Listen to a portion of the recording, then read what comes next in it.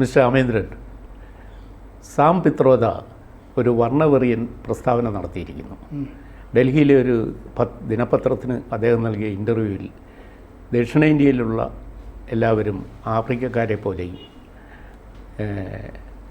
പിന്നെ മധ്യ ഇന്ത്യയിൽ, പടിഞ്ഞാറേ ഇന്ത്യയിലും നോർത്ത് ഈസ്റ്റിലും ഒക്കെ ഉള്ള ഓരോ ആളുകളെയും ഇങ്ങനെ നിറങ്ങളുടെ അടിസ്ഥാനത്തിൽ അദ്ദേഹം വേർതിരിച്ചു. ചൈനക്കാരെ പോലെ ഇരിക്കുന്നവരാണ് പിന്നെ വടക്കിഴക്കൻ സംസ്ഥാനത്തുള്ളവർ, പിന്നെ പടിഞ്ഞാറേ ഇന്ത്യയിലുള്ളവർ അറബികളുടെ ലുക്കാണ് അവർക്ക്, നോർത്ത് ഇന്ത്യക്കാരെല്ലാം വൈറ്റ് ബ്രീഡാണ്. ഈ തരത്തിലൊരു വിവേചനം നടത്തിക്കൊണ്ട് അപ്പോൾ ഇന്ത്യ എന്ന് പറയുന്നത് വർണ്ണങ്ങളുടെ അടിസ്ഥാനത്തിൽ 4-5 വ്യത്യസ്ത ഘടകങ്ങളും രൂപങ്ങളുമാണ്. എന്താണ് ഈ കോൺഗ്രസിൻ്റെ ബുദ്ധിജീവിക്ക് തോന്നുന്നത്? എന്തിനുള്ള ഭാവമാണ് അത്? ഈ അബദ്ധങ്ങൾ കൊണ്ട് നിറഞ്ഞു നിൽക്കുകയാണ് പിത്രോദ. കോൺഗ്രസിൻ്റെ കുഴി കുഴിച്ചുകൊണ്ടും ഇരിക്കുകയാണ്. ഒരു കാലത്ത് വലിയ താരമായിരുന്നു, ടെലികോം റെവല്യൂഷനൊക്കെ ഇവിടെ ഉണ്ടാക്കിയ ഒരാളാണ്, അറിയപ്പെടുന്ന ഒരു ടെക്നോക്രാറ്റും ഒക്കെയാണ്. ചെറിയ പശ്ചാത്തലത്തിൽ നിന്നൊക്കെ വരുന്ന ഒരാളാണ്. ഒരു ചെരുപ്പ് കുത്തിയായ അച്ഛൻ്റെ മകനാണ് നാരായൺ ഗംഗാറാം. അതെ, സത്യനാരായൺ ഗംഗാറാം പിത്രോദാന്നാണ് പേര്. അപ്പോൾ അദ്ദേഹം മെയ് 2-ാം തീയതി സ്റ്റേറ്റ്സ്മാന് കൊടുത്ത അഭിമുഖത്തിലാണ് ഇതൊക്കെ പറഞ്ഞത്. അതിൽ കിഴക്കുള്ളവർ ചൈനക്കാരെ പോലെ, തെക്കേ ഇന്ത്യക്കാർ ആഫ്രിക്കക്കാരെ പോലെ. നമ്മൾ പഴയ ഗോണ്ട്വാന ലാൻഡിൻ്റെ ഭാഗമാണെന്നൊക്കെ പറയാറൊക്കെ ഉണ്ട് ചില ആളുകൾ. പടിഞ്ഞാറുള്ളവർ അറബികൾ, നോർത്തിലുള്ളവർ വൈറ്റ്, നോർത്ത് ഈസ്റ്റ് ചൈനീസ്. അപ്പോൾ അതിൻ്റെ കൂടെ പല കാര്യങ്ങളും അദ്ദേഹം പറഞ്ഞിട്ടുണ്ട്. അതായത് ഈ നാനാത്വത്തിലെ ഏകത്വം എന്നൊക്കെ പറഞ്ഞ ഒരു തീമിനെ പറ്റി പറഞ്ഞിട്ടാണ് ഈ അബദ്ധത്തിലേക്ക് പോയിരിക്കുന്നത്, അബദ്ധമായ ഉപമകളിലേക്ക് പോയത്. ഇത് മതേതരത്വം നിലനിന്ന ഒരു സ്ഥലമാണ് ഇന്ത്യ. അതിനെ അപകടത്തിലാക്കിക്കൊണ്ടിരിക്കുകയാണ് മോദിയും BJP. അദ്ദേഹം പറയുകയാണ്, മോദി ഇങ്ങനെ അമ്പലങ്ങൾക്ക് ചുറ്റും വലം വെച്ചുകൊണ്ടിരിക്കുകയാണ്. ഇങ്ങനെ അമ്പലത്തിൽ പോകേണ്ട കാര്യം എന്താണ്? രാമമന്ദിരം. പിന്നെ ഹിന്ദു ഉത്സവങ്ങളെ പറ്റി പറഞ്ഞുകൊണ്ടിരിക്കുന്നു, രാമനവമി പോലെയുള്ള അത് തന്നെ പറഞ്ഞുകൊണ്ടിരിക്കുന്നു. പിന്നെ നമ്മുടെ സുരക്ഷ, തൊഴിൽ, സമ്പത്ത്, ഭാവി, ഇത്തരം കാര്യങ്ങളെപ്പറ്റി അല്ലാതെ രാമൻ, ഹനുമാൻ, ബജ്രംഗ് ദൾ, പൈതൃകം, ചരിത്രം, ഇതിനെപ്പറ്റിയൊക്കെ എന്തിനാണ് പറഞ്ഞുകൊണ്ടിരിക്കുന്നത്? നമ്മൾ ബ്രിട്ടീഷ് രാജിനെതിരെയാണ് പോരാടിയത്, അല്ലാതെ ഹിന്ദു രാഷ്ട്രത്തിന് വേണ്ടിയിട്ടല്ല. അത് ഓർക്കണം. പാകിസ്ഥാൻ മതത്തിൻ്റെ അടിസ്ഥാനത്തിലാണ് വിഭജിച്ചു പോയിരിക്കുന്നത്. നമ്മളങ്ങനെയല്ല. നമ്മൾ ലോകത്തിൻ്റെ മുമ്പിലുള്ള ഒരു തിളങ്ങുന്ന മാതൃകയാണ് ഈ നാനാത്വത്തിൽ ഏകത്വം എന്ന് പറയുന്നത്. പക്ഷേ ഇപ്പോൾ നമ്മളിവിടെ പലതരം ലുക്കുകളുണ്ട്, ആചാരങ്ങളുണ്ട് ആളുകൾക്ക്. ഞാൻ ഗുജറാത്തിയാണ്, പക്ഷേ ഞാൻ ഇഷ്ടപ്പെടുന്നത് ദോശയും ഇഡ്ഡലിയും തിന്നാനാണ്. ദോശയും ഇഡ്ഡലിയും തെക്കേ ഇന്ത്യയുടെ മാത്രമല്ല ഇപ്പോൾ, അത് ഇന്ത്യയുടെ മുഴുവനുമാണ്. മോദി ഇപ്പോൾ ഒരു ദേശീയ നേതാവൊന്നുമല്ല, വെറുതെ BJPയുടെ നേതാവ് മാത്രമാണ്. ഇങ്ങനെ പറയുന്നതിൻ്റെ ഇടയ്ക്കാണ് അദ്ദേഹം ഇന്ത്യയിൽ ഇങ്ങനെ ഓരോരുത്തർ സ്ഥലത്ത് അപ്പം വന്നിരിക്കുന്നത് എന്താണെന്ന് വെച്ചാൽ, ഇത് റേഷ്യൽ സ്ലർ, അതായത് വംശീയ വൈരം ബാധിച്ച പ്രതികരണങ്ങളാണ്. മോദി പറഞ്ഞിട്ടുണ്ട് അങ്ങനെ തന്നെ. മറ്റേ നോർത്ത് ഈസ്റ്റിലുള്ള ഇന്ത്യക്കാരൊന്നും ചൈനക്കാരൊന്നും അല്ല.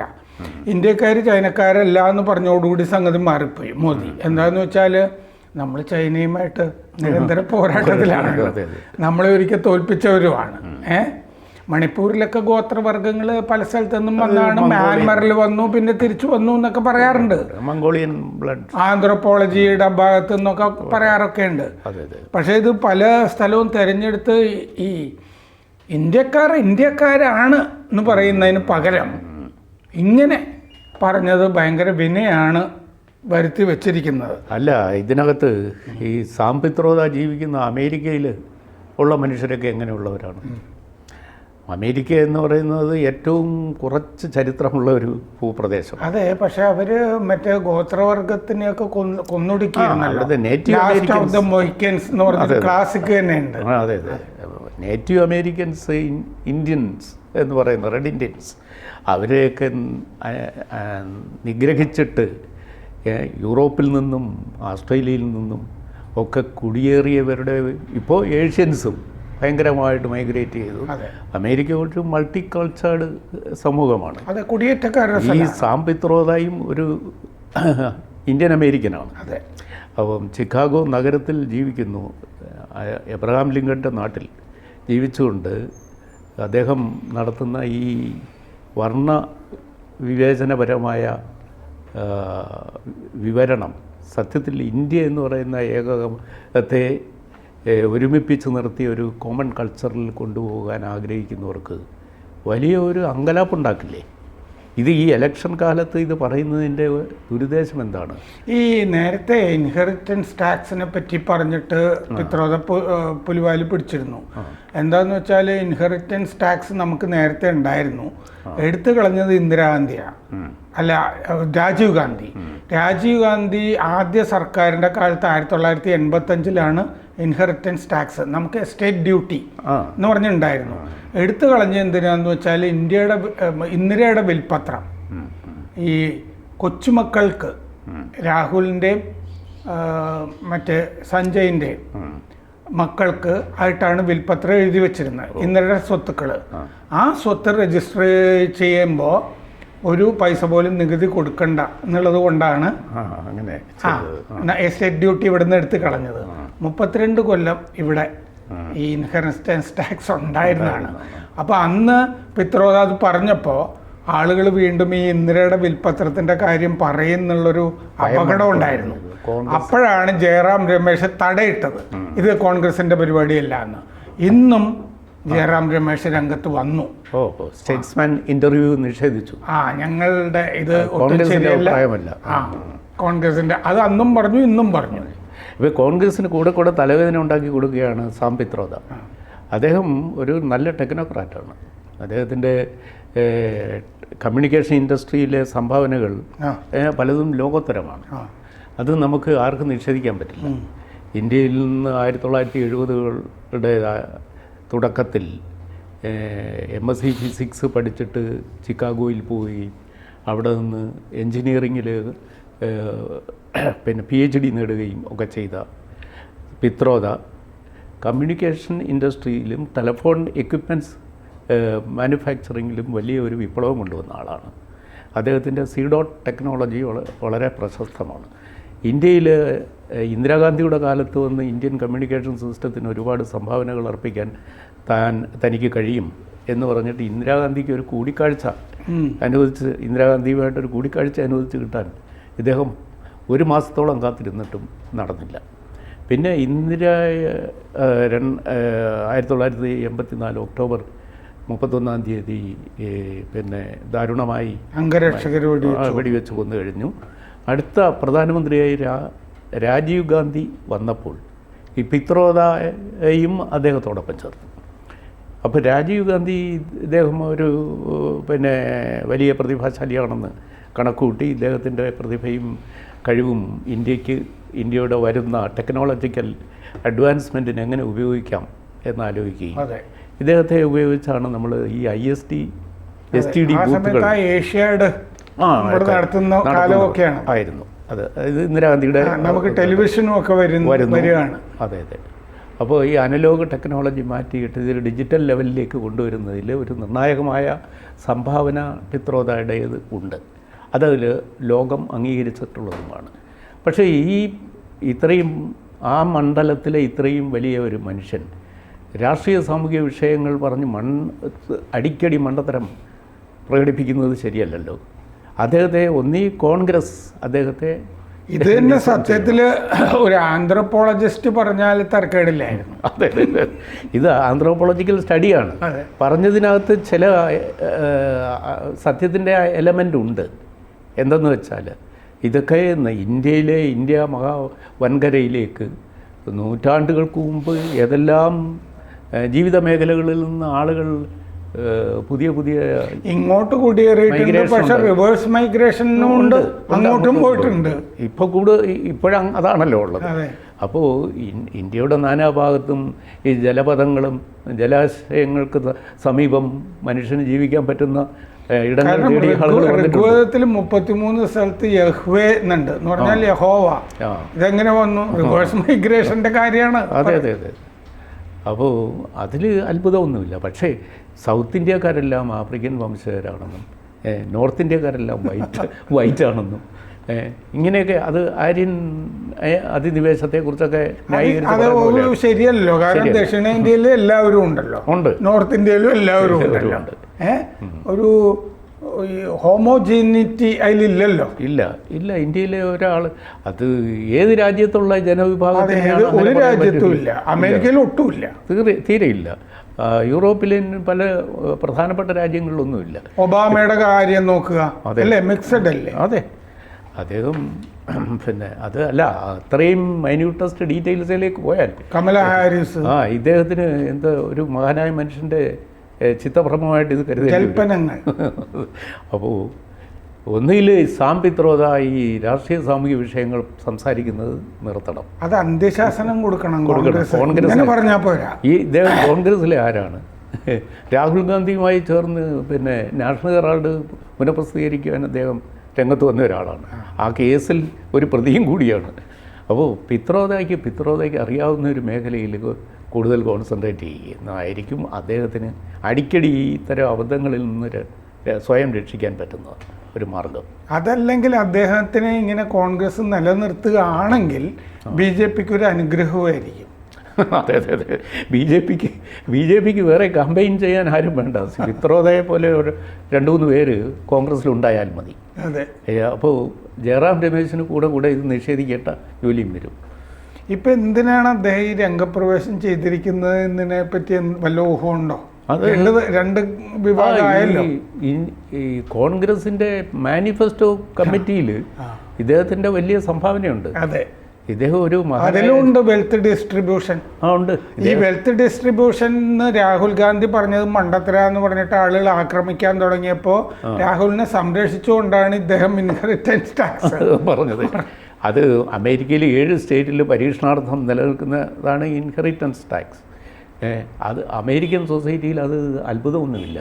കാരണം അവിടെ അടുത്ത തലമുറയ്ക്ക് ഈ സ്വത്തുവകകൾ ആവശ്യമില്ല. മക്കൾക്ക് വേണ്ടി ഒന്നും പേരൻസ് ഉണ്ടാക്കി വെക്കില്ല. അല്ല, ഇവിടെ എസ്റ്റേറ്റ് ഡ്യൂട്ടി എന്ന് പറഞ്ഞ സംഗതി ഉണ്ടായിരുന്നു. ആളുകൾ മരിച്ചു കഴിയുമ്പോൾ ഇത്രയാണ് 80% സ്വത്തുമൊക്കെ പോകുന്ന വിധത്തിലൊക്കെ ആയിരുന്നു നമ്മുടെ നിയമനിർമ്മാണം. ഒരാൾ മരിച്ചാൽ.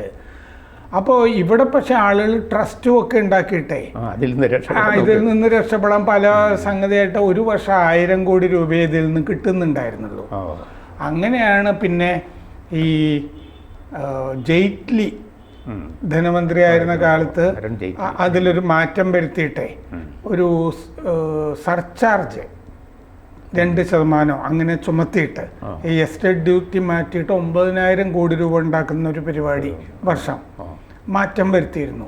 ഈ എസ്റ്റേറ്റ് ഡ്യൂട്ടി മൊത്തത്തിലെടുത്ത് ഞാൻ പറഞ്ഞില്ലേ, ആദ്യം 1985 ആ സാമ്പത്തിക വർഷം തുടങ്ങുമ്പോൾ തന്നെ എടുത്ത് കളഞ്ഞിരുന്നു. അത് കഴിഞ്ഞിട്ടാണ് കോടതിയിൽ ഈ ഇന്ദിരയുടെ വിൽപത്രം സർട്ടിഫൈ ചെയ്യുന്നത്. അപ്പോൾ നികുതി ഒന്നും പോവില്ലല്ലോ അതിൻ്റെ അകത്ത്. അപ്പോൾ ഇത്തരം ചില കുതന്ത്രങ്ങൾ നമ്മുടെ നിയമനിർമ്മാണ മണ്ഡലത്തിൽ നടന്നിട്ടുണ്ട്. ഇതൊന്നും മനസ്സിലാക്കാതെ സാം പിത്രോദ അമേരിക്കനിസം ഇന്ത്യൻ പൊളിറ്റിക്സിലേക്ക് ഇറക്കുമതി ചെയ്യാൻ ശ്രമിക്കുകയാണ്. ഇപ്പോൾ നോർത്ത് ഈസ്റ്റിലേക്കും കൂടി ഈ പ്രശ്നങ്ങൾ ഇനി തെരഞ്ഞെടുപ്പ് നടക്കുന്ന പല സ്ഥലത്തും കൂടി കാരണം മോദി ഇത് ഇന്ന് ഉപയോഗിക്കാൻ തുടങ്ങിയിട്ടുണ്ട്. അത് അല്ല, അത് സ്വാഭാവികമാണല്ലോ. രാഹുൽ ഗാന്ധി ഉത്തരം പറയണം, പ്രതികരിക്കണം എന്ന് പറഞ്ഞിട്ടുണ്ട്. രാഹുൽ ഗാന്ധി ഇപ്പോൾ ഈ പല സ്ഥലത്തും പ്രചരണത്തിന് പോകുന്നില്ല.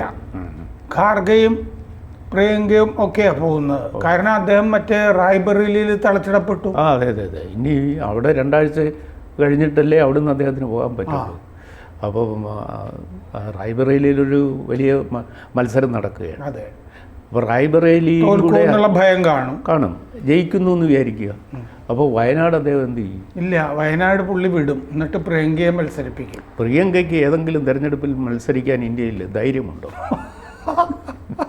തോക്കുമെന്നുകൊണ്ടല്ല, കൂടുതൽ കുഴപ്പങ്ങൾ ഉണ്ടാകാത്തൊരു സ്ഥലമാണ് വയനാട്.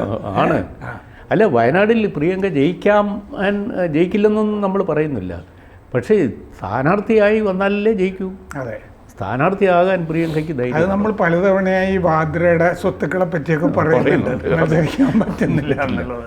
അതെ അതെ. പക്ഷെ കൂടുതൽ വിവാദങ്ങളില്ലാതെ മത്സരിക്കാൻ പറ്റിയൊരു സ്ഥലമാണ്. അതെ, പ്രിയങ്ക പ്രത്യേകിച്ച് ഒരു ജോലിയും ചെയ്യാതെ ഇത്രയേറെ അധികം സ്വത്ത് എങ്ങനെ സമ്പാദിച്ചു എന്ന് നോമിനേഷൻ കൊടുക്കുമ്പം ഡിക്ലെയർ ചെയ്യേണ്ടി വരും. ഡിക്ലെയർ ചെയ്യുമ്പോൾ തന്നെ പലതിൻ്റെയും വില കുറച്ച് കാണിക്കാനൊക്കെ പറ്റുള്ളൂ.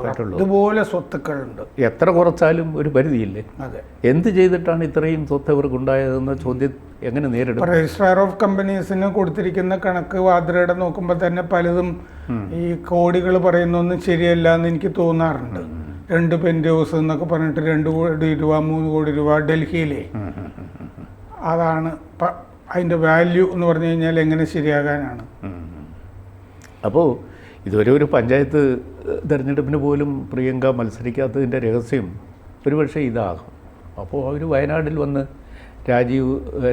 രാഹുൽ ഗാന്ധി ഒഴിയുമെന്ന് കരുതുന്ന വയനാട്ടിൽ ഏതെങ്കിലും ഒരു കാലത്ത് ഈ പിത്രോദയെ ആക്കാൻ സാധ്യതയുണ്ടോ കോൺഗ്രസ്? പിത്രോദയ്ക്ക് പിന്നെ തെരഞ്ഞെടുപ്പ് രാഷ്ട്രീയത്തിലൊക്കെ താല്പര്യമുള്ള ആളാണ്. അദ്ദേഹത്തിന് ഇത് വലിയ രസവുമാണ്. ഈ സംസാരമൊക്കെ അദ്ദേഹത്തിൻ്റെ ഒരു എക്സർസൈസാണ്. കാരണം ഇപ്പോൾ രാജീവ് ചന്ദ്രശേഖറെ പോലൊരു IT വിദഗ്ധൻ ഇപ്പുറത്തുണ്ടല്ലോ, ഉണ്ട്. അപ്പുറത്ത് ഒരു IT മന്ത്രിയായിട്ട് പിത്രോദയെ ഒരു മത്സരിപ്പിച്ചുകൂടെ? അത് KP ഉണ്ണികൃഷ്ണൻ ടെലികമ്മ്യൂണിക്കേഷൻ മിനിസ്റ്ററായി വരുന്ന സമയത്ത് ക്യാബിനറ്റ് റാങ്കോടെ ഇദ്ദേഹം ഇന്ത്യൻ കമ്മ്യൂണിക്കേഷൻ ഉപദേഷ്ടാവായിട്ട് പ്രധാനമന്ത്രിയുടെ ഉപദേഷ്ടാവായിരുന്നു. VP സിംഗ് ഗവൺമെൻറ് വന്നപ്പോൾ ഇദ്ദേഹത്തിന് പ്രത്യേകിച്ച് റോളൊന്നുമില്ല. ഉണ്ണികൃഷ്ണൻ ഇദ്ദേഹത്തെ മൈൻഡ് ചെയ്തില്ല. അപ്പോൾ ഉണ്ണികൃഷ്ണൻ വന്നപ്പോൾ എഴുന്നേറ്റ് നിന്നില്ല എന്ന് പറഞ്ഞിട്ട് ഇദ്ദേഹത്തെ ഡിസ്മിസ് ചെയ്തു എന്നാണ് പുറമേ കേൾക്കുന്ന കഥ. അപ്പം അങ്ങനെയൊക്കെ ചില ഉപശാലകളിൽ പലതും വന്ന് കേട്ടിരുന്നു. ഏതായാലും ഈ മനുഷ്യന് ചില വികസനം, ഇദ്ദേഹത്തിന് മറ്റേ MP മത്സരിപ്പിച്ചാൽ ഒന്നാമത്തെ കാര്യം അദ്ദേഹം ജയിക്കണം എന്നുള്ളതാണ്. പിന്നെ ജയിച്ചു കഴിഞ്ഞാൽ മന്ത്രിയാകണം എന്നുണ്ടെങ്കിൽ കോൺഗ്രസ് അധികാരത്തിൽ വരണം എന്നുള്ളതാണ്. ഇതൊക്കെ വലിയ പ്രയാസമുള്ള കാര്യങ്ങളാണ്. ഇതുപോലുള്ള അസാധ്യമായ ഒരുപാട് അൺലൈക്ലി കണ്ടീഷൻസിലാണ് ഇദ്ദേഹത്തിൻ്റെ ഭാവി, രാഷ്ട്രീയ ഭാവി തീരുമാനിക്കേണ്ടത്. ഏതായാലും പിത്രോദ ഇത്തരം തമാശകൾ കൂടെ പറഞ്ഞുകൊണ്ടിരിക്കട്ടെ. അദ്ദേഹം ഒരുപക്ഷെ ഇന്ത്യയെ 4ആയി വിഭജിക്കുവാനുള്ള ഒരു അടിസ്ഥാന അങ്ങനെ ഒരു പ്രശ്നമുണ്ടല്ലേ? ഇത് വിഘടനവാദമാണ്. ഇത് വിഘടനവാദവും കൂടിയാണല്ലോ. ദേശീയ സാഹചര്യത്തിൽ ഇദ്ദേഹത്തിന് ഈ 4 രാജ്യങ്ങളും ഇന്ത്യ എന്ന രാജ്യത്തെ ഈ 4 ഗോത്രങ്ങളുടെ സമൂഹമായിട്ട് വിഭജിച്ച് 4 ഭരണ. അപ്പോൾ അദ്ദേഹം ഈ കട്ടിംഗ് സൗത്ത് എന്ന് പറഞ്ഞ CPMന്റെ പരിപാടിയുടെ ഒരു പ്രണേതാവാണ്. തീർച്ചയായിട്ടും അതിലേക്കായിരിക്കും ഇതിൻ്റെ ദിശാസൂചന. നമ്മളതിനെ നിസ്സാരമായി തള്ളിക്കളയണ്ട. പിത്രോദ ഒരു മഹാനായ ബുദ്ധിജീവിയാണ്. അദ്ദേഹം പറയുന്നതിന് ചില ലക്ഷ്യങ്ങളൊക്കെ ഉണ്ടായിരിക്കാം. Breaking India Rajiv Malhotra. അപ്പോൾ ആ പുസ്തകത്തിൽ പറയുന്നതിൻ്റെ ഒരു ആശയമാണ് ഇതുപോലെ ഒരു ആശയം. അപ്പോൾ ഇത് നിർദോഷമായ ഒരു അഭിപ്രായവും ഇൻ്റർവ്യൂവും ആണെന്ന് പറയാൻ പറ്റില്ല. ഇത് പിന്നെ ഒരുപക്ഷെ ജയറാം രമേശ് നിഷേധിച്ചാലും ഇതിൻ്റെ അർത്ഥവ്യാപ്തി സമൂഹം ഒരു അമേരിക്കൻ അജണ്ട ആകാം അല്ലേ? തീർച്ചയായിട്ടും ഇത് ചെറിയ കാര്യമല്ല.